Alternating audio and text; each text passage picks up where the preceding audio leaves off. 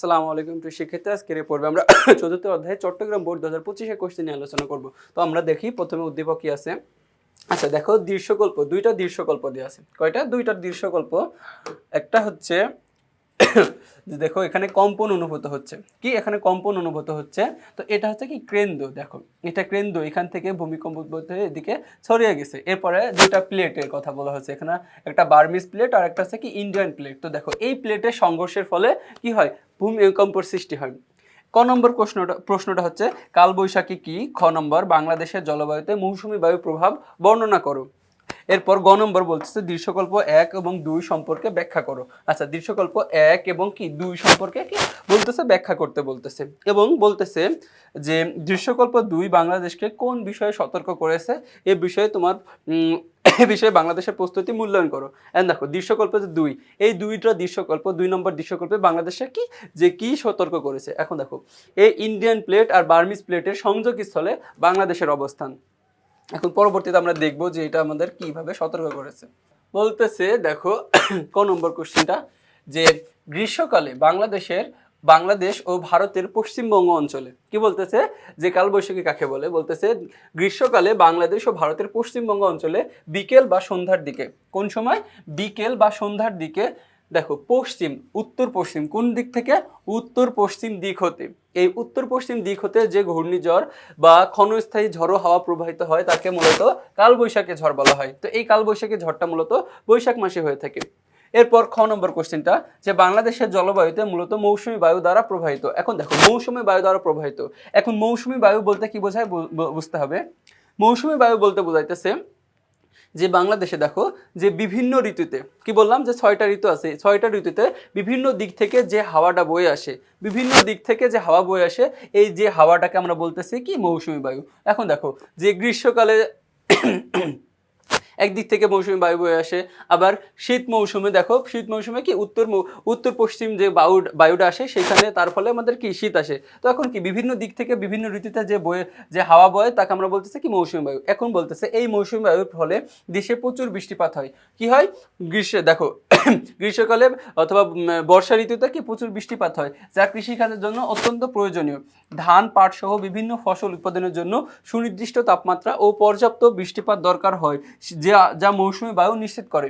উষ্ণ ও আর্দ্র জলবায়ু এবং অধিক বৃষ্টিপাতের কারণে বাংলাদেশে নিবিড় ও চিরহরিত বনভূমি গড়ে উঠেছে। দেখো যে কি বলতেছে উষ্ণ ও আর্দ্র জলবায়ু এবং অধিক বৃষ্টিপাতের কারণে। এখন দেখো যে এই উষ্ণ ও আর্দ্র জলবায়ু কোথায় অবস্থিত? আমরা জানি যে বাংলাদেশে দেখবা যে নিবিড় ও চিরহরিত বনভূমি মূলত দেখা যায় যে বাংলাদেশের দক্ষিণ পূর্ব দিকে রাঙ্গামাটি, খাগড়াছড়ি, বান্দরবান এই অঞ্চলগুলোতে দেখবা যে কি এই নিবিড় ও কি যে চিরহরিত বনভূমি দেখা যায়, কারণ সেখানে অধিক পরিমাণে বৃষ্টিপাত হয়।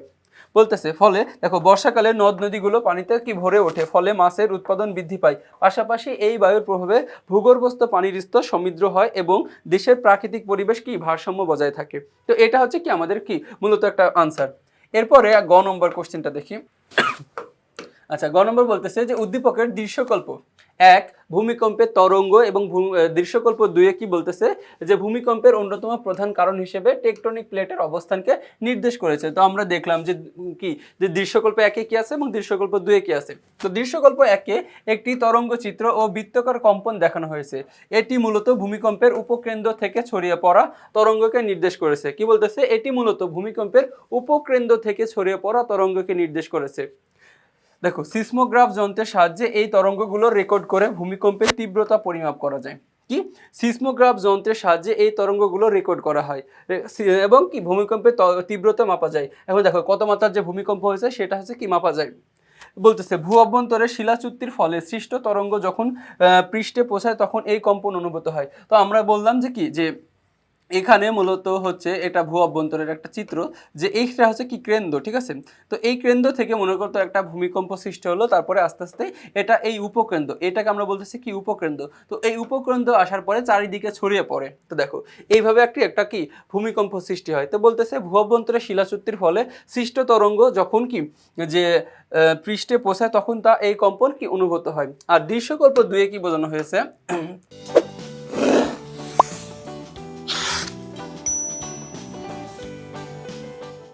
আচ্ছা দৃশ্যকল্প 2 বার্মিজ প্লেট ও ইন্ডিয়ান প্লেটের নাম উল্লেখ করা হয়েছে। কি দুইটা প্লেট দেখো, যা প্লেট টেকটনিক তত্ত্বকে নির্দেশ করে, কি প্লেট টেকটনিক তত্ত্বকে নির্দেশ করে। এই তত্ত্ব অনুযায়ী পৃথিবীর ভূত্বক কতগুলো অনমনীয় খণ্ড বা প্লেটে বিভক্ত, যা মান্ট দেখো ম্যান্টেলের ওপর ভাসমান অবস্থায় থাকে। যখন ইন্ডিয়ান প্লেট ও বার্মিস প্লেট একে অপরের সাথে ধাক্কা খায়, দেখুন এই প্লেটগুলো কি একসময় কি আস্তে আস্তে মৃদুভাবে কি সরতে থাকে, যখন কি ধাক্কা খায় তখন ঘর্ষণ সৃষ্টি করে, তখনই সংশ্লিষ্ট অঞ্চলে ভূমিকম্পের উৎপত্তি হয়। এখন দেখো যে ঘর্ষণ তো ভিতরে সৃষ্টি হয়, এখন ভিতরে সৃষ্টি হওয়ার পরে এখানে মনে করো একটা ভূমিকম্প সৃষ্টি হলো, তারপরে এটা আস্তে আস্তে উপকেন্দ্র দিকে উঠে চারিদিকে যখন ছড়ায় পড়বে সেটাকে আমরা বলতেছি কি ভূমিকম্প বলতেছি। এরপর আমাদের ঘ নম্বর আনসারটা দেখি। আচ্ছা, ঘ নম্বর বলতেছে যে বাংলাদেশ এই দুটি সক্রিয় টেকটনিক প্লেটের সংযোগ স্থলে অবস্থিত।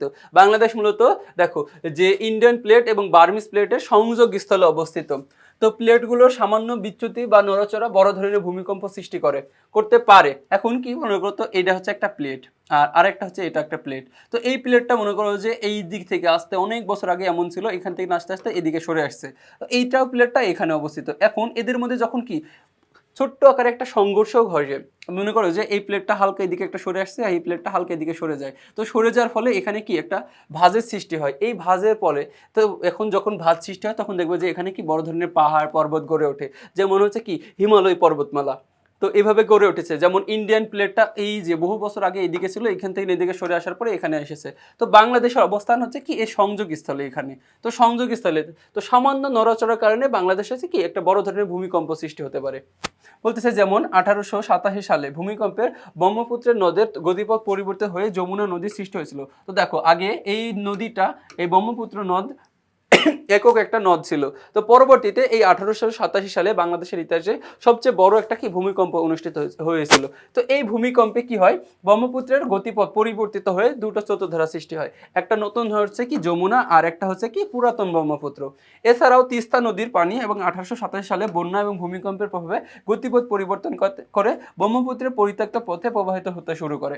দেখো এই তিস্তা নদী আগে মূলত গঙ্গার সাথে মিলিত হতো, তো পরবর্তীতে কি এই ভূমিকম্পের ফলে সেটা হচ্ছে কি পুরাতন ব্রহ্মপুত্রের সাথে যে মিলিত হয়, তো পরবর্তীতে তাদের গতিপথ পরিবর্তন হয়ে যায় ভূমিকম্পের ফলে। এখন দেখো বলতেছে যে ভূমিকম্প মোকাবেলায় বাংলাদেশের প্রস্তুতি এখনো পুরোপুরি কি সন্তোষজনক নয়, তবে সচেতনতা বৃদ্ধি পাচ্ছে। তো নিম্নে তা ব্যাখ্যা করা হলো। এখন দেখো যে সঠিক সময়ে কি তুমি যদি সঠিক সিদ্ধান্ত এবং কি যে সচেতন হও তাহলে কি বড় ধরনের ক্ষতির থেকে বাঁচা যায়। এখন কি এই ভূমিকম্প এটা তো কি আমাদের পূর্বাভাসে দিয়ে আসে না, তো তার জন্য কি আমাদের সঠিক পদক্ষেপটা গ্রহণ করতে হবে। এখন বলতেছে 1 নম্বর যে নদী ও জলাশয় ভরাট। এখন অপরিকল্পিত নগরায়নের ফলে নদী ও জলাশয় ভরাট হয়ে যাচ্ছে। ভূমিকম্পের সময় মাটির তলনীকরণ বা লিকুইফিকেশনের ঝুঁকি কমাতে প্রাকৃতিক জলাধার রক্ষা করা জরুরি, কিন্তু অনেক নদী মৃত বা ভরাট হয়ে গেছে। এখন দেখো যে অনেক সময় কি যে নদী ও জলাশয় ভরাট করছে, তার জন্য কি আমাদের এই যে বিভিন্ন ধরনের ভূমিকম্পের সৃষ্টি হচ্ছে। মানে কি পরবর্তীতে গিয়ে আমরা যে এক ধরনের প্রাকৃতিকভাবে যে একটা সেভ হবো, তো সেটা আমরা কি হইতেছে না এখানে।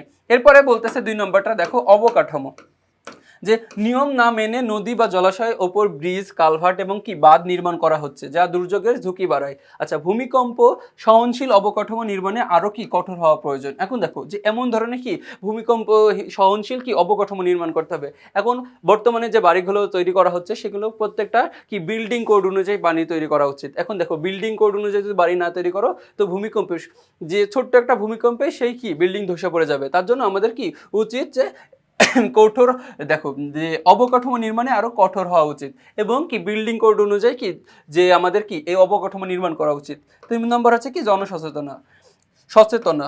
এখন দেখো নদী ও পরিবেশ বাঁচানোর জন্য পরিবেশবাদীরা কর্মসূচি পালন করছে, যা পরোক্ষভাবে দুর্যোগ মোকাবেলায় কি সহায়ক। এরপরে পরিশেষে কি বলা যাচ্ছে দেখো যে কি পরিশেষে বলা যায় যে প্লেট সীমানায় অবস্থানের কারণে বাংলাদেশ ভূমিকম্পের উচ্চ ঝুঁকিতে রয়েছে। কি প্লেট সীমানায় অবস্থানের কারণে কি বললাম যে দুটো প্লেটের হচ্ছে কি যে সংযোগ স্থলে বাংলাদেশের অবস্থান, এখন অবস্থানের কারণে বাংলাদেশ ভূমিকম্পের উচ্চ ঝুঁকিতে রয়েছে। তো নদীর গতিপথ পরিবর্তনের মতো অতীতে ইতিহাস থেকে শিক্ষা নিয়ে পরিকল্পিত নগরায়ন ও জলাধার সংরক্ষণের মাধ্যমে এই ঝুঁকি মোকাবেলা প্রস্তুত হতে হবে। তো দেখো এর মাধ্যমে আমরা কি যে এই বডি কোশ্চেনটা সলভ করলাম। তো পরবর্তী তোমাদের সাথে আবার দেখা হবে। আসসালামু আলাইকুম।